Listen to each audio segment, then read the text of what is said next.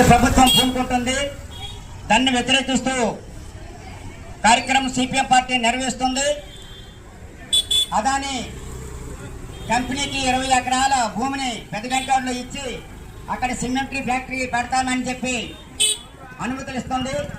రేపు 8వ తేదీన ప్రజల పబ్లిక్ హియరింగ్ దగ్గర ప్రజల అభిప్రాయాన్ని తీసుకోవడం కూడా జరుగుతుందని పెడుతున్నారు. ఎట్టి పరిస్థితుల్లో కూడా సిమెంట్ ఫ్యాక్టరీ కానీ ఇక్కడ పెట్టినట్లయితే ఇప్పుడు గంగవరం నుంచి వస్తున్నటువంటి బొగ్గు, దుమ్ము, ధూళి ఇప్పటికే మన ఆరోగ్యాలు పాడవుతున్నాయి.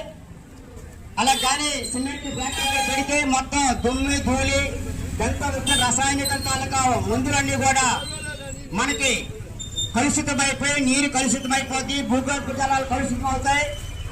సుమారు 3 ప్రాంతాల వారికి మనకి ఇక్కడ మన శ్రీహరిపురం నుంచి ఇక్కడ సిండియా వరకు, అక్కడ పెద్దగంటేడ, గాజువాక, గోపాలపట్నం, కంచరపాలెం ఈ ప్రాంతాలంతా కూడా ఈ దుమ్ము ధూళి విస్తరించి సుమారు 10 లక్షల మంది ప్రాణాలకి నష్టం కలిగేటువంటి ఇటువంటి ఫ్యాక్టరీని పెట్టొద్దని సిపిఎం పార్టీ ప్రచారం చేస్తుంది, పెట్టొద్దని అడ్డుకుంటుంది. కాబట్టి ప్రజలందరికీ తెలియజేయడం కోసం రకరకాలైన వినూత్నమైన రీతిలో ఈ కార్యక్రమాన్ని నిర్వహించడం జరుగుతుంది.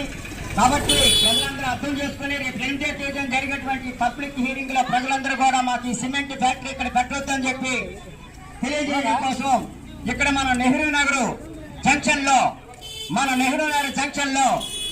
పల్లెలు మోగించి, కంచాలు మోగించి ప్రభుత్వానికి నిరసన ద్వారా తెలియజేయడం కోసం